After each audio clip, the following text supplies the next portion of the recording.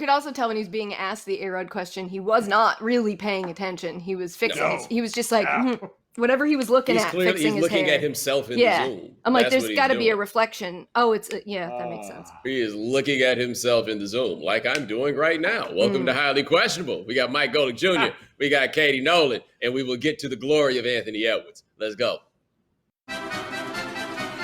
Do you think Justin Fields can sway the 49ers with his second pro day? All right, so 2 weeks ago, Justin Fields had a pro day that Kyle Shanahan did not attend because he was attending Mac Jones' pro day. But now for the second one, he will be available. He'll be there. And we're starting to hear some things now that maybe, just maybe, the 49ers aren't as locked into taking Mac Jones as we may have previously heard, which would be encouraging because suddenly I no longer feel like Kyle Shanahan is a dummy. Because if you had gotten locked in on the idea of Mac Jones to the point of trading 3 first-round picks in order to move up and take him, I have to ask the reasonable question as to whether or not he is a dummy. And this is why I would raise the question as to whether or not he was a dummy. Not a soul ever considered the possibility of Mac Jones being that guy in that pick until Chris Sims, who has Kyle Shanahan's initials tattooed on his body, told us that maybe if you want to have somebody who can start today, that's the guy that you go take. And without doing a thing, Mac Jones suddenly became, in people's eyes, the number 3 pick in the draft, except there's something that Mike Greenberg's been saying on Get Up a lot. That's a great point. Every single person that he has come on says they take Justin Fields over Mac Jones. The only person who wouldn't is the hypothetical Kyle Shanahan. I just can't believe you trade all those picks to go take that guy in this draft. That's just hard for me to grasp. If it turns out to be Fields or Trey Lance, that'll make a lot more sense than what we've been told is probably going to happen. Yeah, I have to give all the credit in the world to my coach.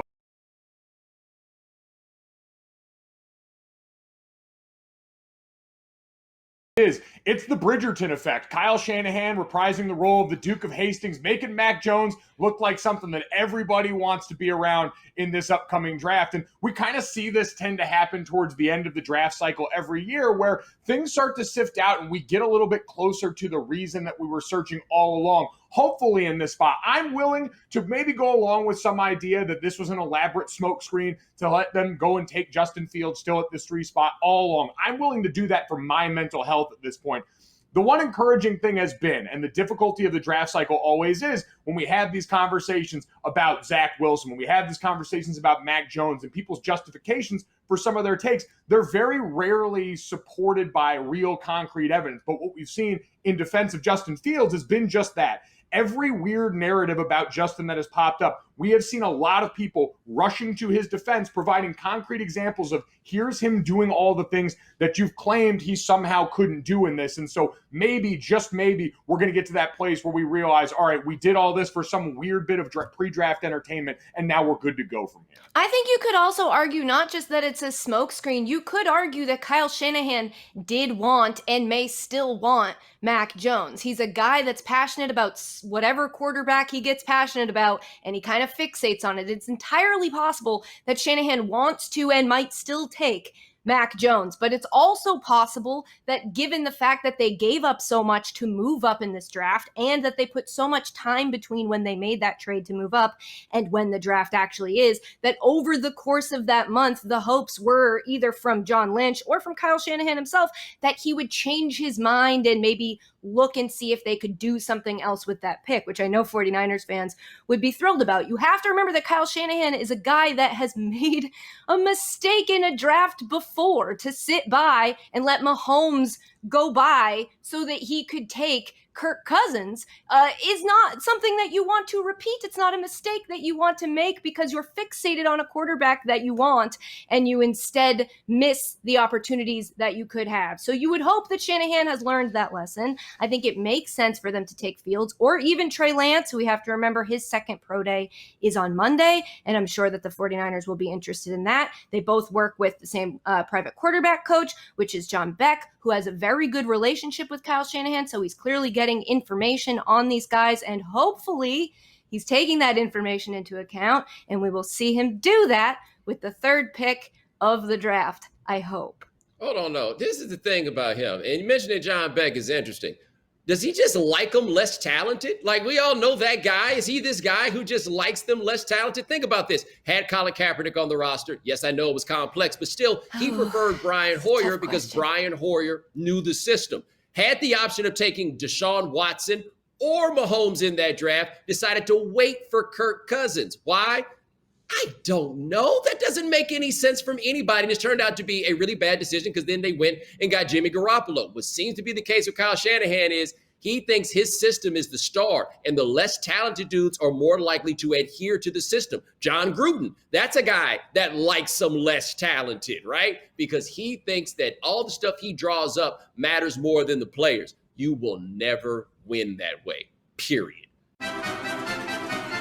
Is Ben Simmons' trash talking good or bad for the 76ers? Yo, Ben Simmons been hitting him with the spice. It's reminding me that his rookie year, people used to want to fight him all the time. Anyway, the Sixers and the Nets play tonight. And somebody asked Ben Simmons after their last game if this was the best rivalry in basketball, which is a little bit weird, but this is what he said. Rivalry, I mean, if they keep that same team, definitely, but, you know, it's going to be hard to do that. But, no, we're going for the past champs, the Lakers. You know, they were the ones who won the championship, so you got to give the respect to them. Obviously, Brooklyn has a lot of talent, but at the end of the day, you know, there's only one ball. You got to play defense too, so. Now, yes, he has become the czar of defense and also slid in there. It'll be hard to keep that team together. Don't think I didn't catch that, Ben Simmons. Anyway, here he is being asked about Rudy Gobert. These two guys are Defensive Player of the Year contenders, and this is what Ben Simmons says about Rudy Gobert. All right, let's get back to your coach, Doc Rivers, because he came on the jump and he made a serious case for you as Defensive Player of the Year. Ben is a lot. Like, to me, he guards every position. Like, he literally at times swallows players, and I've not seen that. Do you agree with him? Definitely, 100%. You know, I'm one of those guys who can guard 1 through 5. Obviously, there's a lot of respect for Rudy. You know, I know what he's capable of. I know, you know, he's great down there in the paint, but he's not guarding everybody. And that's just what it is. I mean, he guarded me in Utah. And? I had 42. And there apparently I'm not a scorer, so it is what it is. But, you know, I have a lot of respect for him, but at the same time, I think it's mine this year.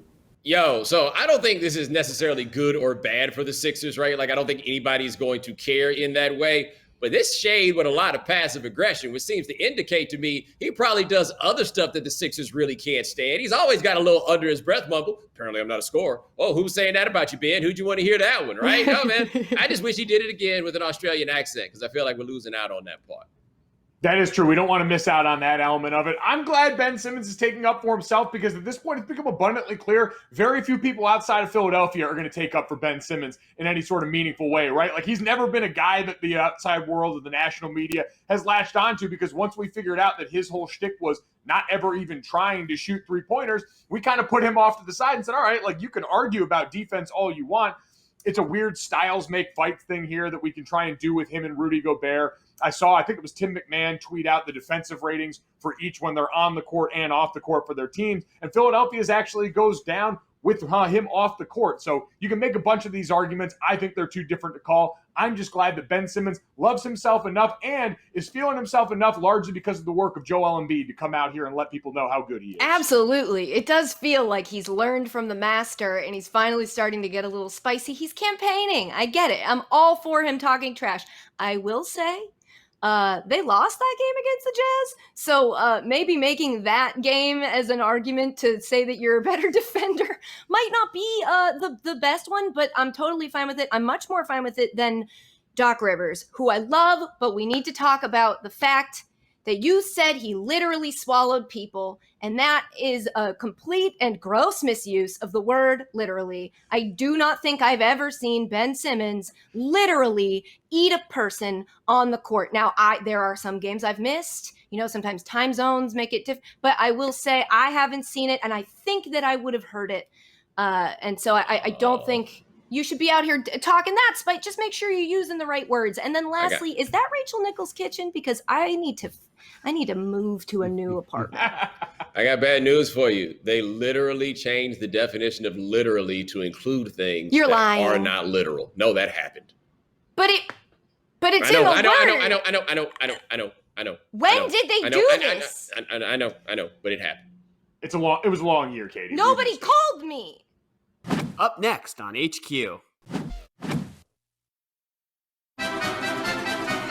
Do you question if A-Rod should be offended by this? Okay, Anthony Edwards, quite possibly my favorite player in the NBA. Why? Because nobody's giving a better interview right now because nothing is a big deal to him. Don't believe me? Here he is being asked about his previous athletic exploits, as a younger man. Is that now we talking? You could hit the ball. But I was 4th, 5th hitter. You know what that means. Clean up. Yeah. Straight clean up on aisle 3. He is the most Atlanta player in the history of the NBA. Now, here he is being asked about the new ownership group in Minnesota, which features Alex Rodriguez, whom you may have heard of because he was a very big baseball star. All he knew about baseball is that he would have gone to the major leagues if he wanted to, but he didn't want to go to the major leagues, so he hasn't paid a lick of attention to it at all. Not surprising at all because anybody who plays shortstop, third base, pitcher, these aren't the team guys. Bats cleanup, these aren't the guys who lead the chants, who know the names of your teammates. These are the guys who are like, I'm here because I'm good, I'm the best. I don't actually care how anybody else does it. This makes perfect sense to me. I feel like Alex Rodriguez, the businessman, has to be a lot more humbled by this than A-Rod, the player, because I can make some age things and all this, but for A-Rod, who I think very much values his role as being someone out here in the business world and working on Shark Tank, I think that's the part that deep down at parties, he's probably not ready to talk about in this spot. I'm just so thankful, though, whoever that woman was, I don't know her name, that was interviewing him in that first spot, they found the perfect foil for Anthony Edwards there because she was cloaked in so much cynicism and disbelief, and he picked up on it from the jump and was having none of it. I want the buddy cop movie with those two going at it. I'm buying what they're selling. The real test here, by the way, is does he know who Jennifer Lopez is? Right? And maybe that might have been the way to break it in, but because he's like 19 years old. That's like, those are our hot people. We're not their hot people. They don't think those people are hot. Those are their parents. Yes, I'm hot endured. Do you question if Shohei Ohtani is better at running than he is at hitting or pitching? I mean, look, man, Ohtani is basically turning the major leagues into Little League, where the best pitcher on the team is also the best hitter on the team because you're just the best player on the team. Now, let's check him out at the plate. This will not be a mammoth home run. Grounded to short. That's a routine play. Beat it out. Whoa. I mean, this is something we saw Acuna do on a very similar play. And, yeah, this dude is putting up that kind of speed. He's also been throwing like 101 miles an hour in 450-foot home runs. Do we have a massive home run from him? Do we have one of those? Yeah, same game. Jeez Louise. A mile. Yeet. Woo. My goodness. It just all looks right, too. Yes, it all looks right is exactly the way I wanted to say it as well. That's exactly right. He looks good and natural doing all of it, and it doesn't seem to be a struggle at all. Now all I can think about and all I want is show this video to Anthony Edwards and let me know what he thinks. I want to know if he knows who he is and if he knows that he's the Anthony Edwards of Major League Baseball. That's what it looked like when I was playing baseball. That is what he was saying. That's what I've been trying to tell you. Up next on HQ. I just feel like, yes, it's impressive, but it's the kind of impressive that's like never going to matter. It's like you're never going to take a shot from there because it's not. So it's cool, and I don't want to take anything away from that. But at the same time, it's like, all right. Yeah, the at the same time got in the way of the I don't want to take anything away from that. And so instead I'll just say, whoa, I could never do that. And boy, oh boy, am I impressed. Braves, Cubs. Give us Sunday Night Baseball on ESPN. How many fights have either of you been in? Oh, I haven't been in a fight since high school, but I say this to say I speak from a measure of experience. 5, 6? Oh, more than that. What about you, Golic? Oh, Katie, I was 300 pounds. I was a deterrent. No one wants to fight 300 that's pounds. A good point. That's a good point. I broke my hand fighting in 8th grade. Did you win? Yeah. Don't say yeah, like it's super obvious. If you're getting in multiple fights, I would say I bet you lost one, and I won't judge you for that. Oh, no, that's entirely possible, but that one was not one of them. Oh, okay. That one. Katie, there's also a difference here. Like, I never claimed to be the guy that's going to be like the one out here fighting you in real life. That was never a situation I found myself in. But especially in sports, there's every once in a while you just have to hit someone really hard.